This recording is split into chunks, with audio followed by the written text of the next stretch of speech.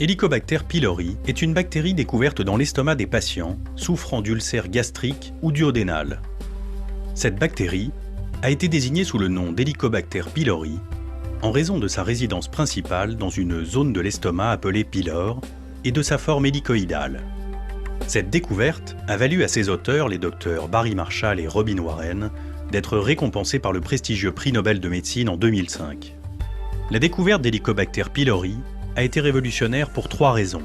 Elle a révélé qu'une bactérie pouvait résister à l'acidité de l'estomac, ce qu'on pensait jusque-là impossible, et que cette bactérie était responsable de la plupart des maladies de l'estomac, mais également qu'un traitement à base d'antibiotiques pourrait, en l'éradiquant, guérir ou prévenir de nombreuses maladies de l'estomac. La première particularité d'Helicobacter pylori est de résister à l'acidité extrême qui règne dans le liquide gastrique. Les autres bactéries et virus sont habituellement détruits par la très forte acidité du liquide gastrique. Helicobacter résiste à l'acidité par 2 mécanismes. Dès son arrivée dans l'estomac, elle se déplace grâce à ses flagelles et va se réfugier dans le mucus, sorte de gel qui recouvre la paroi de l'estomac et protège les cellules. Elle renforce également cette protection en sécrétant de l'ammoniac qui neutralise l'acide environnant.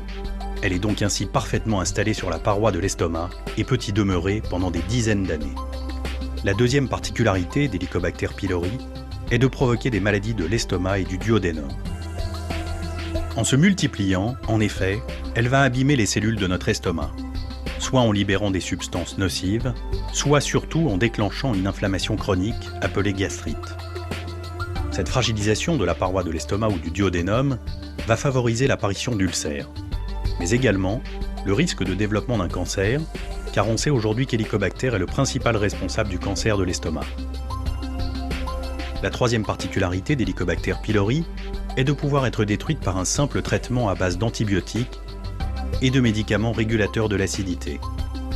La bactérie s'attrape pendant l'enfance, mais ne risque plus de s'attraper à l'âge adulte. Ainsi, une personne traitée n'aura aucun risque de se réinfecter et la guérison de l'infection est alors définitive.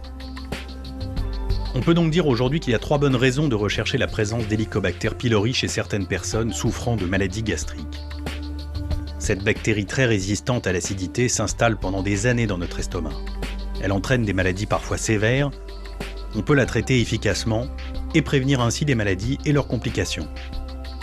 Pour répondre à toutes vos questions sur l'infection à Helicobacter pylori, une campagne nationale d'information et un site internet sont mis en place sous l'égide du groupe d'études français des hélicobactères.